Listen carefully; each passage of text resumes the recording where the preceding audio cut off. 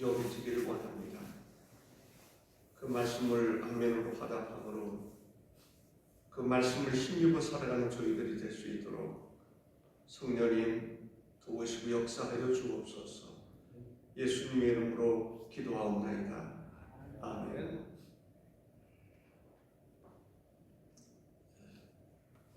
그 새벽을 깨울 수 있는 사람, 우리가 하루 24시간 누구에게나 주어지는 시간인데 일찍 일어나는 새가 먹이를 찾는다는 얘기가 있습니다. 대부분 성공적인 그런 삶을 살아가는 사람들 보면은 새벽을 깨우는 사람이다. 일찍 일어나서 일찍 일을 시작하는 사람이다라고 하는 통계가 있습니다. 예수님은 새벽 오히려 민명에 습관을 따라서 예수님은 새벽에 한적한 곳을 찾아서 기도하셨습니다. 누구와 같이 하는 게 아니라 혼자서라도 새벽마다 때로는 한적한 곳을 찾아서 기도하셨다, 이렇게 볼 수가 있습니다. 새벽에 기도하고 때로는 밤을 새워 기도하시죠. 밤을 새워 기도하신 후에는 일이 많습니다. 새벽에 나와 기도하신 그날에는 예수님은 바쁘게 움직입니다. 밤늦게까지. 어떻게 보면은 늦게까지 자고 난 다음에 또 일을 하면 늦게까지 할 수 있는데 예수님은 그렇지 않은 것 같습니다. 어떤 중요한 일이 있을 때는 더 많이 기도하신다는 거죠. 제자를 선택할 때는 밤이 새도록 기도하셨던 것을 볼 수가 있습니다. 새벽에 기도하시고 귀신 쫓아내시고 병든 자 고치시고 회당에서 가르쳐 주시고 이 복음을 전하시고 병든 자가 찾아왔을 때 그들을 외면하지 아니하고 다 고쳐주시고, 아무리 좋은 일을 할지라도 시작이 없으면 안 되지 않습니까? 우리가 새벽에 기도하고 영감을 받고 하루를 특별히 계획하고 새해를 맞이해서는 이 모든 계획을 다 세운 다음에 새해를 맞이하는 것이 중요한 것입니다. 기도로 하루를 시작하는 것 참 귀한 일이죠. 어떤 면에서 보면은 새벽에 나와 기도하고 예배하는 여러분들을 위로하고 싶은 그러한 마음도 있습니다. 시편 5편 3절에 보면 여호와여 아침에 주께서 나의 소리를 들으시리니 아침에 내가 주께 기도하나이다. 아침에 하나님께서는 뭐 아침에만 들으신 건 아니잖아요. 그런데 아침에 하나님께서 나의 기도를 들어주실 것이다 라고 얘기를 합니다.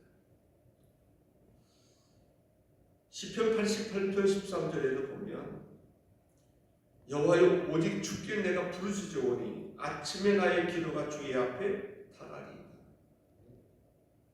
아침에 새벽에 시편 119편에서 보면 내가 새벽 전에 부르짖으며 주의 말씀을 받아싸우며 라고 얘기하고 있습니다. 하나님께서 무슨 일을 할 때 보면 새벽, 아침부터 하시는 것을 볼 수 있습니다. 천지를 창조하실 때도 보면은 아침부터 천지를 창조하시고 또 쉬시고 하루가 지난 다음에 또 그 다음날 또 다른 것을 창조하시고 그 다음날 또 다른 것을 창조하시는 것을 볼 수가 있습니다. 하나님께서 아브라함에게 독자 이삭을 바치라고 했습니다. 그때 아브라함은 이른 아침에 길을 떠나는 것을 볼 수 있습니다. 아침 일찍 일어나 왜냐하면 시간이 지체하다 보면 결단이 희미해질 때가 있어요. 변게 되는 그런 부분이 있을 수 있어요. 이 아브라함도 보면은 일찍이 결단을 내렸으면 이른 시간부터 일을 시작했던 것을 보게 됩니다. 우리는 특별히 기도에 갈망함이 있어야 돼요. 기도를 사모하는 마음이 있어야 됩니다. 기도, 예수님이 기도하시는 것을 보니까 제자들이 볼 때는 자기는 그렇게 기도 못하겠는데 예수님의 기도하는 모습을 보니까 얼마나 은혜가 되는지. 제자들이 우리에게도 기도를 가르쳐달라고 얘기를 합니다.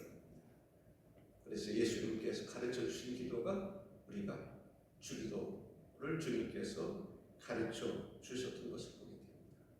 한국교회 하면, 세계교회가 한국교회 하면 무슨 생각이 듭니까? 새벽 예배가 있는 교회, 기도 많이 하는, 예전에 기도원도 많고 기도원에 가면 부르짖어 기도하는 사람들이 얼마나 많습니까? 금식하면서 기도하는, 금식 기도원에 가면 사람들이 다 뭐 들고 다녀요? 물병 들고 다닙니다. 물병 들고 다니는 사람 대부분이 금식하는 사람. 예. 그런데 실제적으로 우리가 한번 생각해볼 때 하루에 평균 얼마나 기도하고 있는가? 평균 하루에 얼마나 기도하고 있는가? 10분을 하는가? 뭐 식사도 말고 평균 얼마나 기도를 하고 있어요? 기도할 수 있는 장소도 중요하고 기도할 수 있는 시간도 중요해요. 그 중에 가장 좋은 시간이 새벽 기도라고 생각을 합니다. 예수님 새벽 오히려 민명에 날이 밝기 전에, 오늘 우리로 말하면 새벽 예배를 주님이 드리셨다. 그 시간에 기도하시고 병든 자를 고치시고 베드로의 장모의 열병도 고치시고 쉴 새 없이 예수님의 기도는 습관을 따라 했다라는 것을 생활화되었다라는 것입니다. 기도가 생활화됩니다. 우리가 아침 먹고 점심 먹고 저녁 먹고 그런 것처럼 예수님은 기도가 생활화됐다. 습관을 따라서 기도했다라는 것입니다. 예수님이 이 땅에 오신 목적이 있습니다. 목적이 뭘까요? 당연히 영혼 구원입니다. 전도하려고 오신 거예요. 그 전도와 기도는 밀접한 관계가 있는 거예요.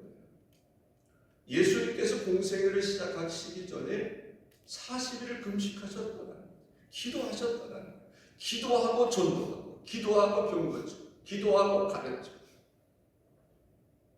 기도하고 제자를 선택하고. 그 기도와 전도는 뗄래야 뗄 수 없는 관계예요. 기도 없이 전도 없고, 전도하는 사람들은 당연히 기도하는 것을 볼 수가 있습니다. 예수님은 전도를 할 때 계획을 가지고 전도하셨다라는 거죠. 계획을 가지고 전도하는 것하고 계획 없이 전도하는 것하고는 차이가 있습니다. 어떤 면에서 보면 예수님도 계획 없는 때 전도하는 계기도 있었어요. 그러나 예수님의 전도는 계획이 다 되어 있습니다. 어떤 마을에서 복음을 받아들입니다. 사모하는 마음이 있어요. 그 다음 날도 그들이 기다릴 때가 있어요. 그러나 예수님은 기다린다고 해서 그곳에 또 가지 않습니다. 다른 마을도 가자, 또 다른 마을도 가자, 또 다른 마을도 가자. 그 사람들에게도 전도해야 되지 않겠느냐. 한 곳에 머무르지 않고 한 사람들에게 집중하지 않고 또 다른 사람, 또 다른 사람. 예수님의 그러한 모습 속에서 우리가 발견할 수 있는 전도는 계획입니다. 물론 특별한 상황이 펼쳐질 때가 있습니다. 빌립이 사마리아에서 복음을 증거했습니다. 근데 성령께서 열심히 가르치고 놀라운 역사가 일어나는데 예수님께서, 성령께서 빌립을 이끌고 광야로 인도하시는 경우들이 있습니다. 본인의 의도가 아니어서 성령의 인도하심 속에 에디오피아 여왕의 국고를 맡은 그 내시에게 복음을 증거하게 하셨던 것을 볼 수가 있습니다. 고든 맥도날드라는 사람이 내면 세계의 질서와 영적 성장이라는 책에서 사람들은 충동에 이끌려 살아가는 사람이 있고 소명에 이끌려 살아가는 사람이 있다라고 말합니다. 충동에 이끌려 살아가는 사람이 아니라 우리는 사명에 이끌려 살아가는 사람이 되어야 되리라 라고 생각합니다. 복음의 가치가 무엇인지를 알고 복음 증거하는 것을 사명으로 여깁니다. 그냥 기분에 따라서 움직이는 것이 아니라 사명에 따라 움직이는, 복음 전도는 나에게 주어진 사명이다. 아멘이십니까? 전도가 사명이다. 사명이라고 생각할 때 사명을 따라서 살아갑니다. 그냥 상황에 따라서, 형편에 따라서 아닙니다. 때를 얻든지 못 얻든지 사명에 따라서 전도하는 사명자가 되어야 될 줄로 믿습니다. 어떤 사람들은 하나님의 일을 하다가 또 중단하면 아예 전도하는 것을 포기하는 경우도 있어요. 그렇지 말고 우리 일생을 통해서 저도 그렇고 은퇴를 하든지 안 하든지 상관없이 하나님 복음 증거하는 일을 사명으로 여기고 살아갈 수 있기를 저는 스스로를 바라고 있습니다.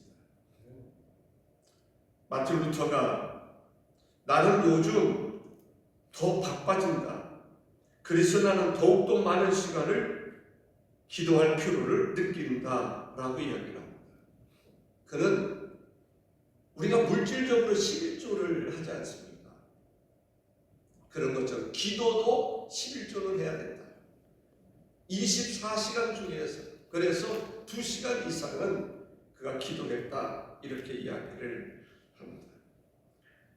우리가 기도하지 못하는 이유를 바빠서라고 이야기하는 사람들이 있습니다.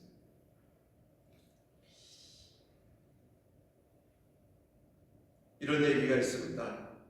당신이 기도할 수 없을 정도로 바쁘시다면 당신은 정말 너무 바쁘십니다 라고 하는 글이 있습니다.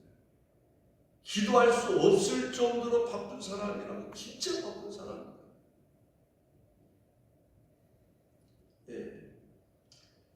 무슨 얘기를 지금 하고 싶은 것입니까? 기도는 우리가 기도할 수 없을 정도로 바쁜 사람, 이런 사람들은 어떤 사람일까요? 그런 사람은 없다라는 이야기를 하고 있는 것입니다. 예수님 공생애를 시작하시기 전에 기도를 시작했어요. 40일을 금식하면서 공생애를 시작했고 사역 공생애를 하는 가운데서 새벽마다라고 말할 수 없을지라도 습관에 따라서 날마다 습관적으로 기도했다는 것. 습관이 중요합니다. 기도가 생활화되었음을 볼 수가 있습니다. 금식하며 기도하고 철야하며 기도하고 새벽에 나가 기도하는 예수님의 모습을 볼 수가 있습니다. 기도하면서 전도하는데 뭐라고 말합니까? 우리가 다른 가까운 마을들로 가자. 거기서도 전도하리니 내가 이를 위하여 왔노라 라는 말입니다. 예수님이 오신 목적은 전도에 있습니다. 영혼 구원에 있습니다. 십자가를 지시기 위해서 오셨다.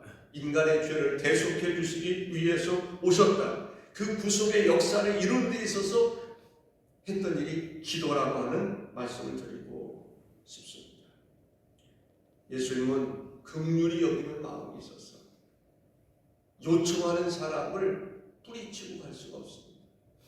그 사람이 혈류증을 앓는 여인이든지 또 나병 환자든지 어떤 사람이든지 주님께 사모하는 자를 주께서 만나주시고 그에게 은혜를 베풀어 주시는 것을 볼 수 있습니다. 예수님께 나병 환자들이 간절한 마음으로 구하는 일이 있었습니다. 주여 원하시면 나를 깨끗게 하실 수 있는 말이다.